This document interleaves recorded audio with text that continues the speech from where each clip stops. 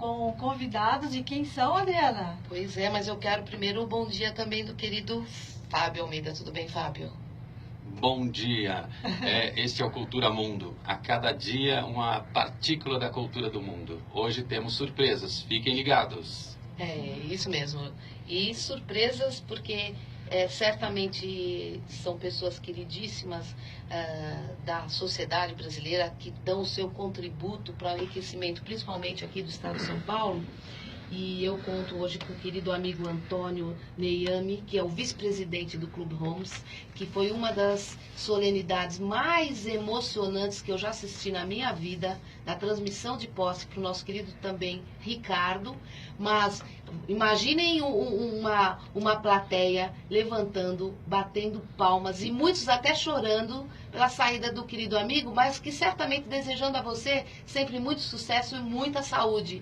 Eu fico muito feliz de contar com você já no segundo dia da nossa programação.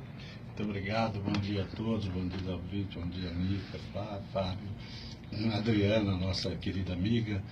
Realmente, eu fiquei 4 anos como presidente do Clube Homes e transmitimos o cargo agora no dia 2 para o Ricardo Jamil Ajage, que já era vice-presidente administrativo, e na nossa cerimônia de posse, um salão lotado, com mais de 500 pessoas, eu tive grande emoção. Sem dúvida. De ser muito aplaudido. Isso me aumentou, não só me deu a certeza de que nós cumprimos com o nosso dever estatutário e regimental, como também a certeza de que, como posso também afirmar, que o Ricardo Jamil Ajage vai continuar nesse trabalho que o clube vem desenvolvendo e com certeza o clube vai ganhar muito com ele.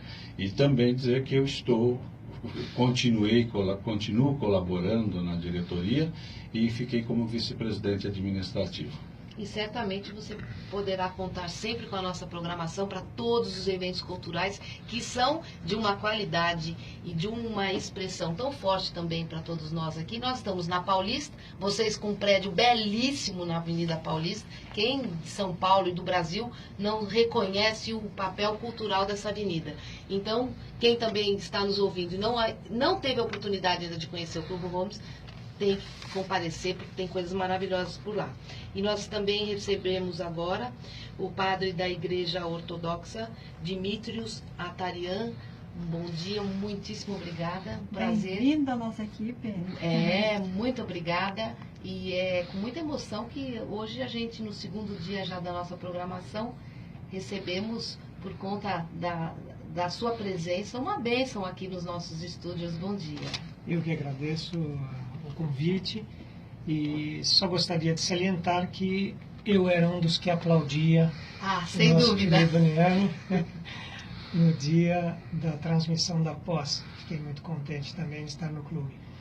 E só gostaria de dizer aos nossos ouvintes que hoje, nessa caminhada que vamos fazer dentro de pouco, eu acredito que eles poderão conhecer um pouco mais, não só da cultura religiosa oriental, mas também um pouco da presença ortodoxa aqui no Brasil. Pouco conhecida, mas de grande expressão. Sem dúvida, o início dessa vinda desses movimentos religiosos para o Brasil, da igreja, ele tem início em que momento? Veja, em princípio, se nós pensarmos em mundo ortodoxo, nós vamos pensar numa amalgama de comunidades, não vamos falar de uma única comunidade, porque nós tivemos uma imigração gigantesca no Brasil. Sim. Eu digo a partir do século XIX, segunda metade do século XIX, não estou falando de portugueses que vieram antes, lógico. Eu estou falando da grande imigração depois quase do término da escravidão, que foi necessário para que o Brasil se promovesse na sua liberdade escravocrata. Agora, muitas dessas comunidades começaram a vir, e muitas delas eram de oriundos países ortodoxos. A nossa foi massiva. Por quê? Porque o imperador Dom Pedro II, na segunda metade do século XIX, ele foi, na sua viagem até o Oriente Médio, foi visitar Israel, Egito, Líbano, e fez uma proposta de imigração legalizada, ou seja, aquela imigração que você constitui. Olha, eu quero esse povo e esse povo tem que vir para o meu país. Então, mais ou menos isso se deu no final do século XIX, e a comunidade sírio-libanesa imigrou em peso. Mas qual comunidade? Era a comunidade cristã. O islâmico pouco saía do seu espaço, principalmente porque eles tinham uma posição econômico-social muito melhor do que o cristão na época. Né? Havia umas perseguições do Império Otomano, etc., que governava toda aquela região. Então, a grande imigração sírio-libanesa se deu massivamente de cristãos. Entre eles, católicos romanos de rito oriental, chamados maronitas, melquitas, e, na sua maioria, muitos oriundos da Igreja Ortodoxa, do patriarcado a qual eu pertenço, que é o patriarcado de Antioquia. Depois a gente vai falar um pouco sobre a diferença dos patriarcados. Então, essa imigração ela foi massiva, tanto que nós temos milhões de descendentes de sírios e libaneses aqui no Brasil, que eu acho que também, fora do Líbano, é uma das maiores colônias de libaneses, e fora da Síria também nós temos aqui. Então, essa gente veio, num princípio, sem a igreja. Mas a Igreja Ortodoxa, sendo mãe e mestra de uma cultura, que é a cultura bizantina, e especificamente bizantina árabe, ela precisava acompanhar esta imigração, para não deixar os seus filhos sem a parte religiosa. Então, aí se pensa, primordialmente, de que nós devemos não fazer missão. Nós viemos essencialmente com os imigrantes, e não para fazer missão. Não era uma catequese ortodoxa para converter Isso, como aconteceu. o público local, e sim um acompanhamento espiritual, né, e cultural da igreja a esses imigrantes. Portanto, os primeiros padres que vieram no final do século XIX. E já no início do século XX, nós temos uma igreja histórica ali na Conselheiro Basílio Jafé, que é uma travessinha da 25 de março, ali na continuação da ladeira Porto Geral. Nós temos uma pequena igreja, chamada Igreja de Nossa Senhora. Aquela igreja foi feita em 1902, é o início da sua construção.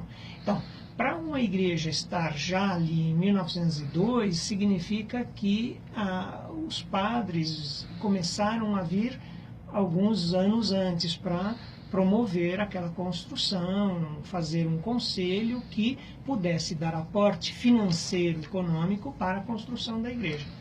O sino desta igreja, que não tem mais o campanário, né, devido a outras construções que fizeram-se em cima, se encontra lá na nossa igreja. E lá está escrito que foi uma doação da comunidade sírio aqui no Brasil, e o feitio do sírio do sino data de 1904. Então, a igreja ela começa em 1902, e em 1904 ela já está pronta, porque senão não conseguiriam colocar o sino no campanário. E, padre, eu estou vendo nas entrelinhas do seu depoimento, da sua construção dessa história, que há muitos detalhes artísticos, culturais, que a construção da igreja, a vinda desse grupo todo antes da presença instituída da religião, né? Qual foi a herança, quais foram os destaques artísticos, poéticos, literários que a gente pode, e arquitetônicos, né, que a gente pode encontrar na cidade de São Paulo como herança desse período, dessa primeira fase da Bom, eu não diria só na cidade de São Paulo, né? Porque o árabe a gente diz que é como graminha, né? Tá em todos os lugares. Temos árabes do sul ao norte, do Oiapoque ao Chuí. Então, é uma comunidade que veio para ficar e veio para aportar a sua cultura. Eu não digo só a cultura bizantina, que era da parte cristã, árabe, mas eu diria também o mesmo islâmico. né? Nós temos aportes na língua, na cultura, na culinária. Culinária, quem que não conhece um charutinho, quem que não conhece um quibe, uma esfirra, né? E então, o que os árabes trouxeram, eu não vou nem falar só em cristianismo, mas o que os árabes, enquanto cultura, trouxeram para o Brasil, foi uma coisa que não é passageira, ela veio para ficar. Né?